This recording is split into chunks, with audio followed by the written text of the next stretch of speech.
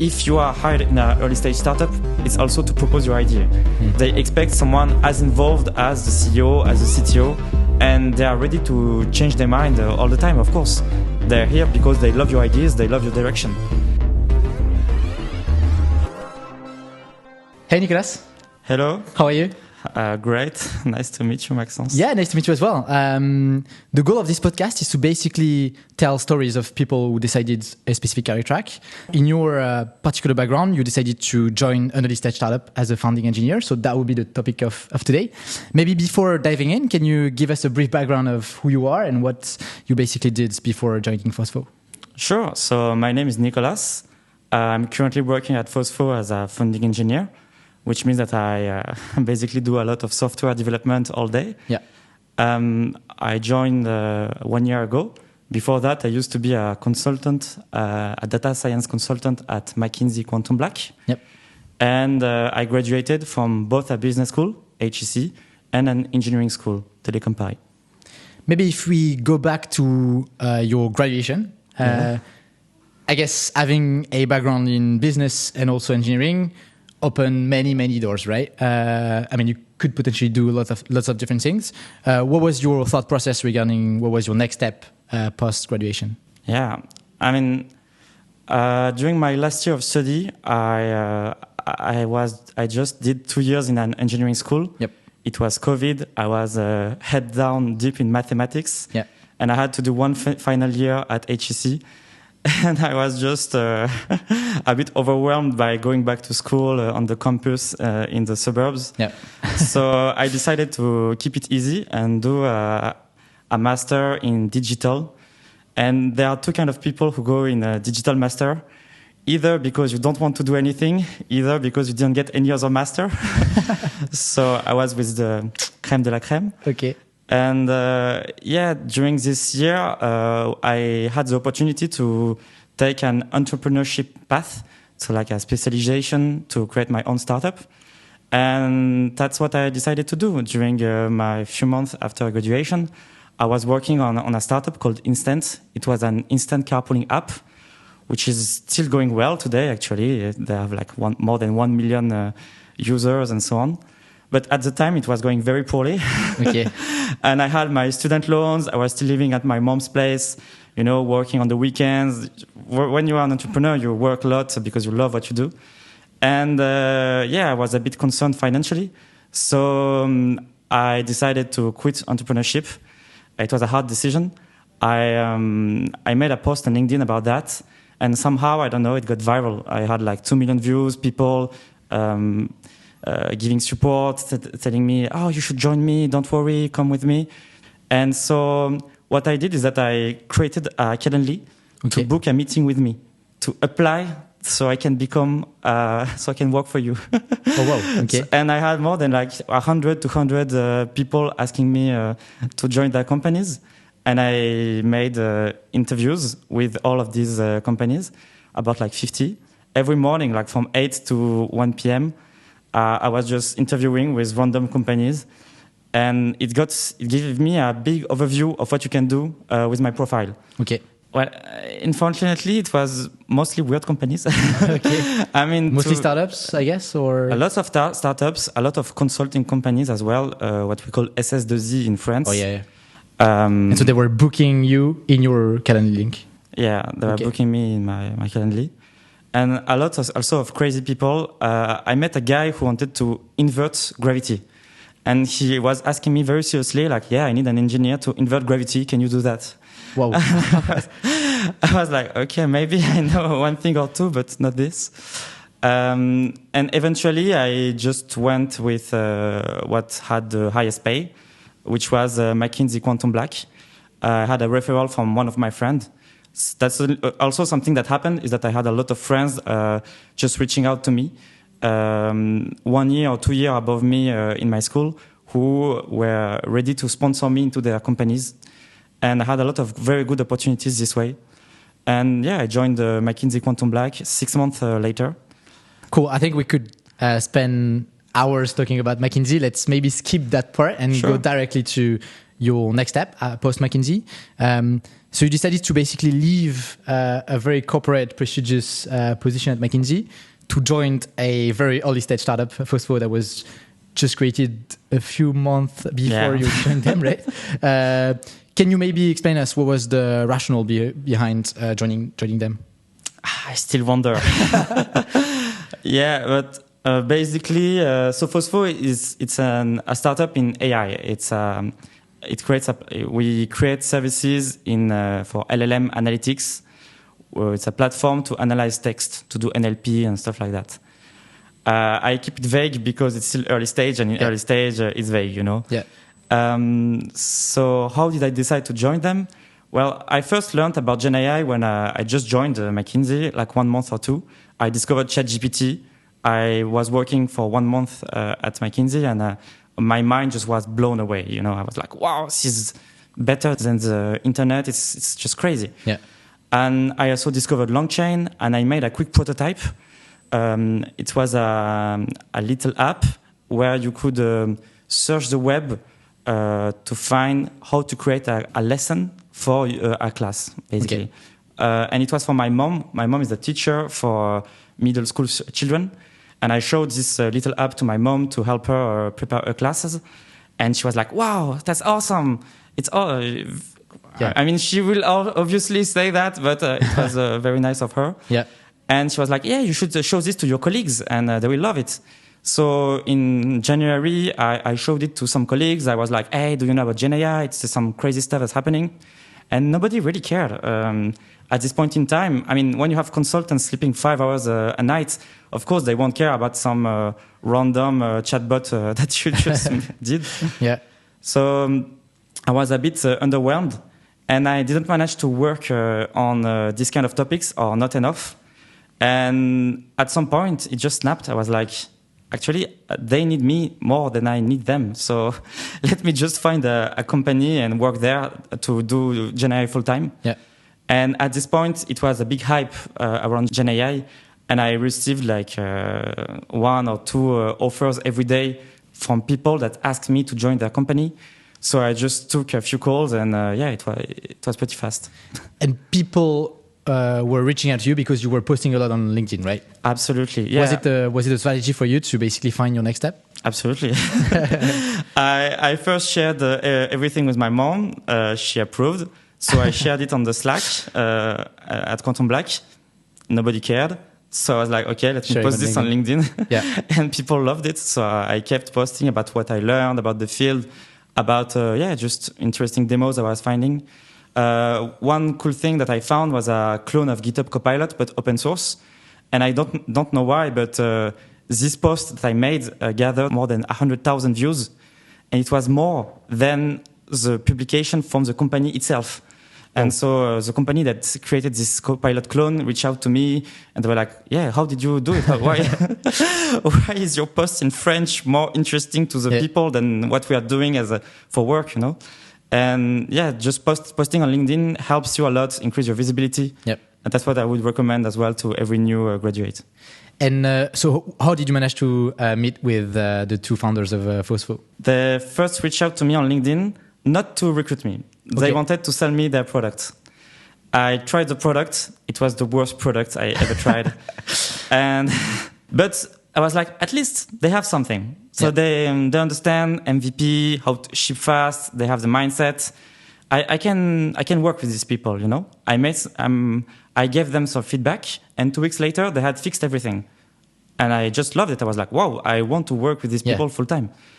So at this point, I think offered them. I said, hey, you know, I like what you do, but I'm about to quit my job, so can I just work for you guys? And they were hyped. I mean, they were as eager to recruit new talent as to sell their product. Yep. It's even more important who you are with in an early stage startup. So how it went is that I went to Station F to meet with Peter, the tall one. There are 2 co-founders in the startup, Peter the tall and Paul the small. Okay. It's a bit like Mario and Luigi. And we went to Station F on a Sunday, I remember. And I didn't receive any invitation of anything.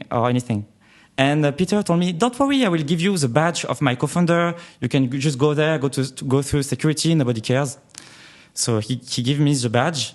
We buzz on the door. Yeah.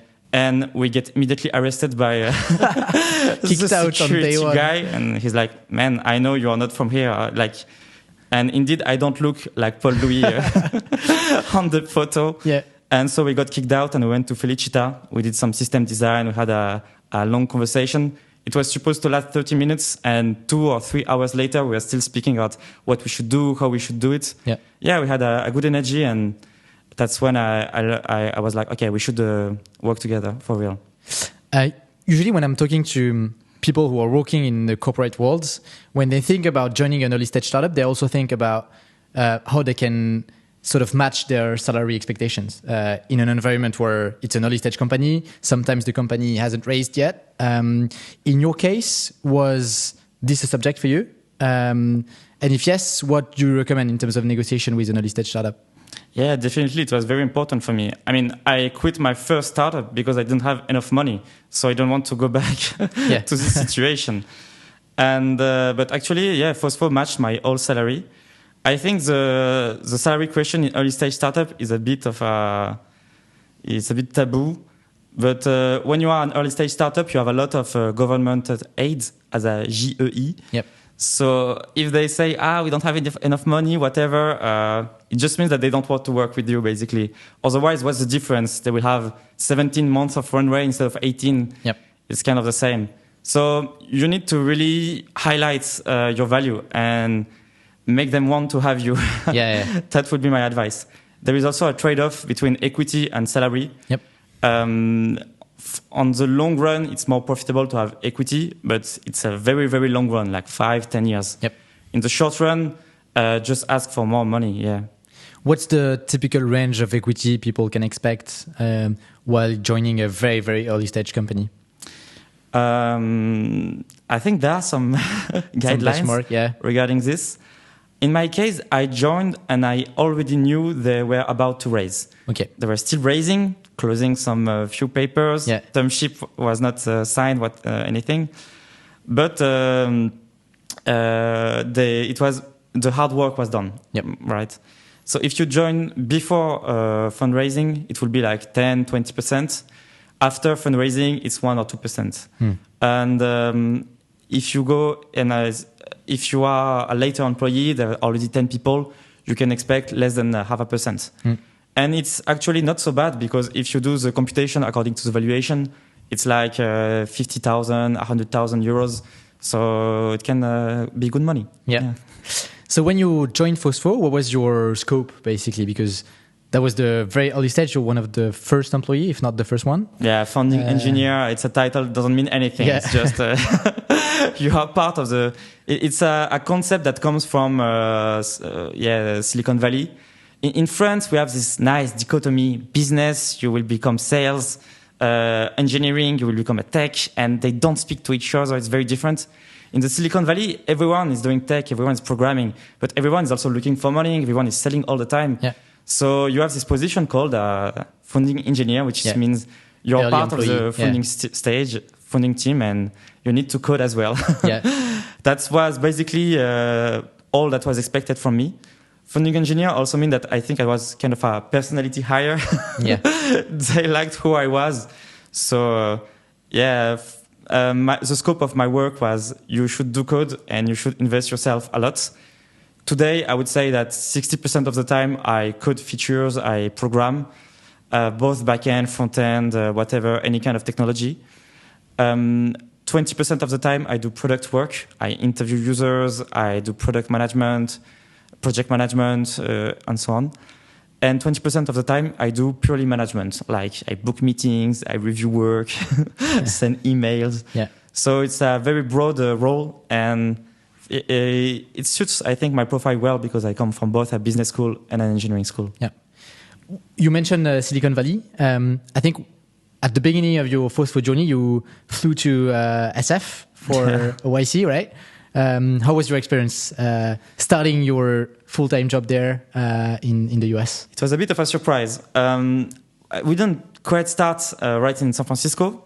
But on my first day on the job, Peter and Paul, the founders, were not here. I arrived to the office, which was a very old building, a very old lumber mill, and there was no one but Thomas. And who's Thomas?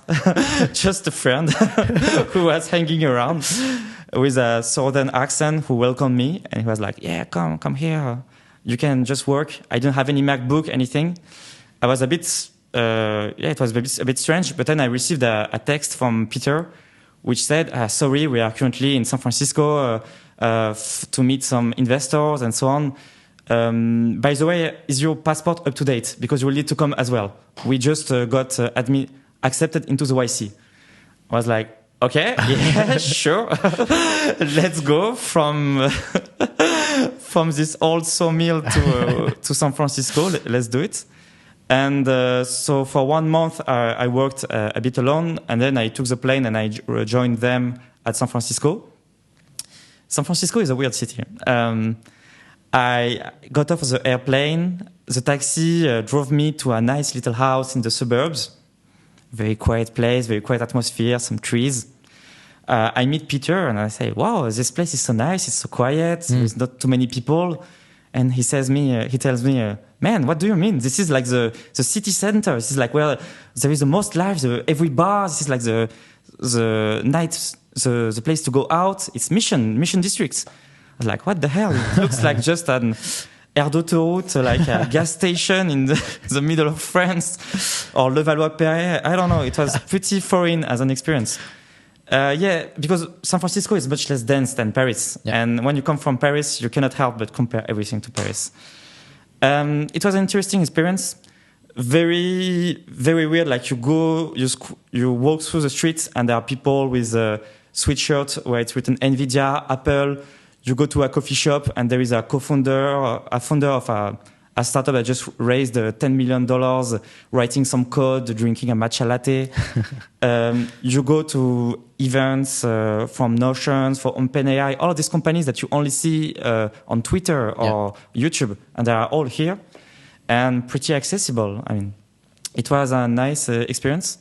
A typical day would be we wake up at 8 or a bit earlier. Yep. We have calls until 10 or 11 with friends because there is a big time difference. Yep.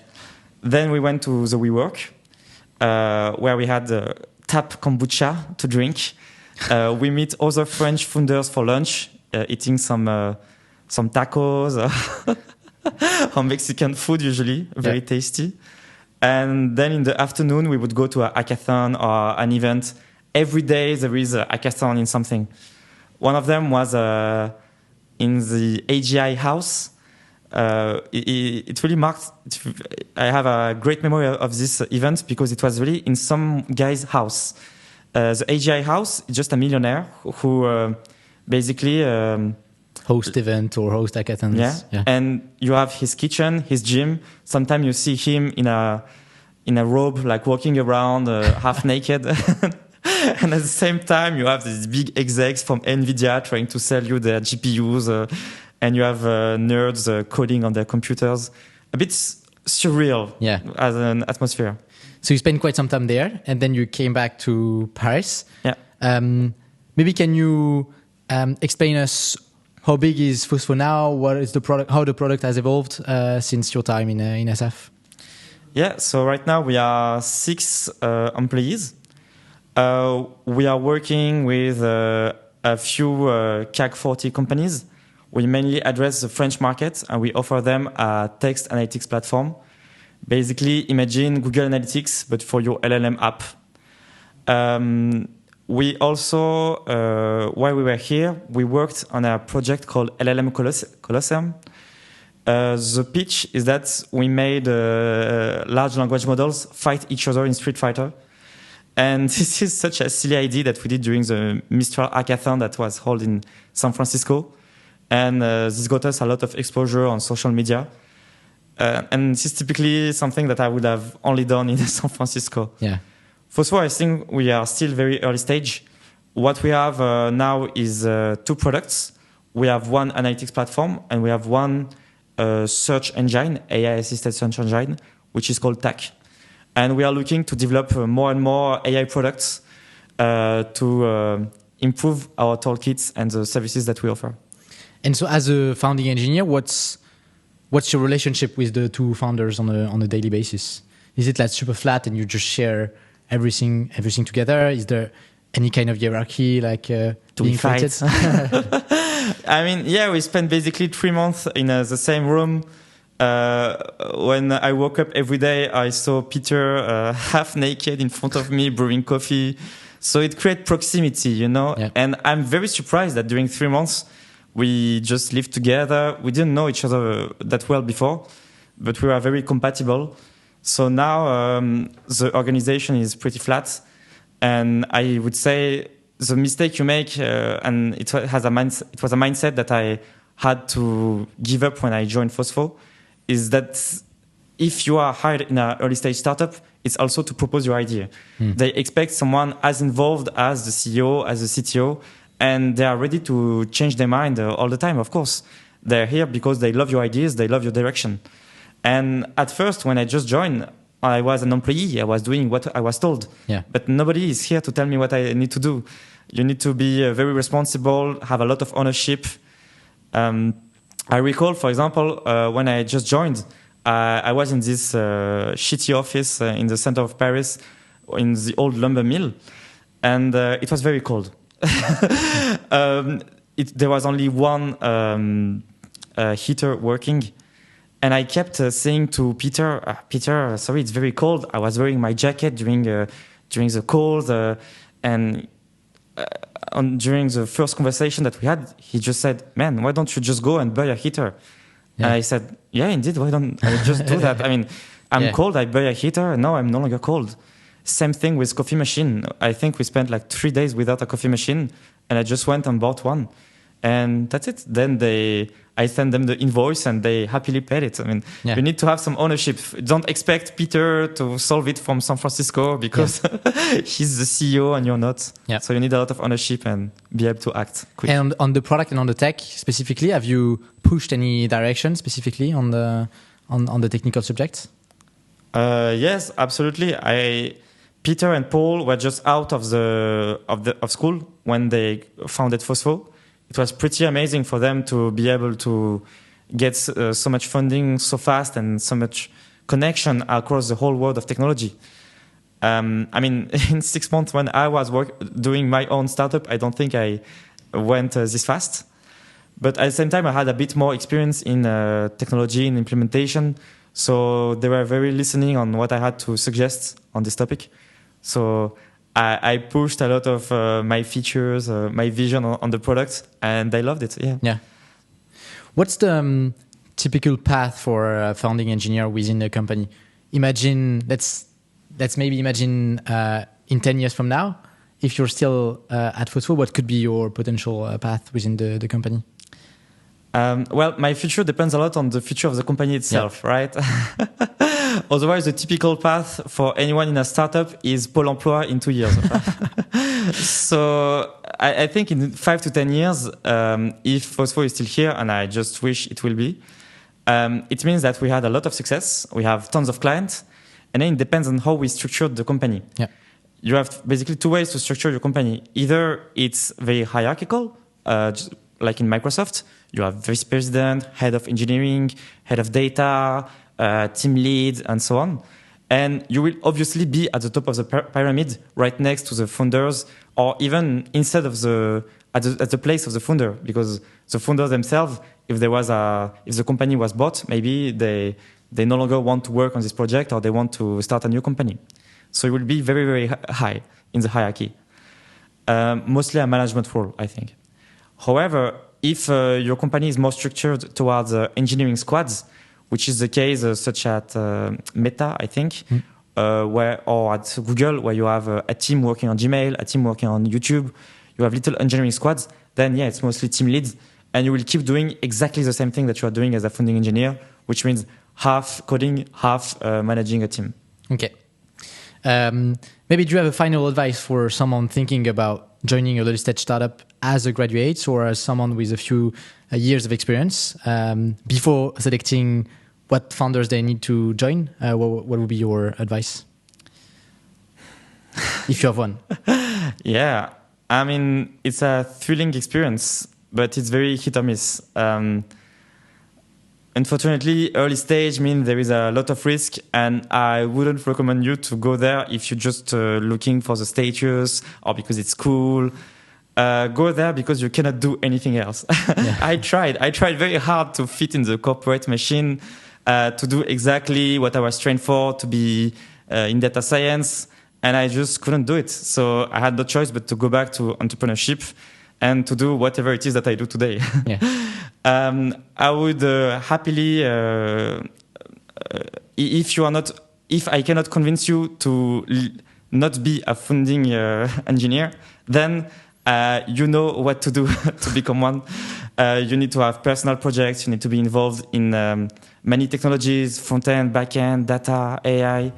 You need to speak to as many people as possible and to make your work known. Communication is often missing for engineers. So just speak about yourself, speak about what you do. And it's okay if you're not the biggest genius, because just because you have the confidence to speak about what you do, it puts you ahead of everyone else. So yeah, that's what would be my advice. Build. Cool. Thank you, Nicolas. Thank you, Maxence.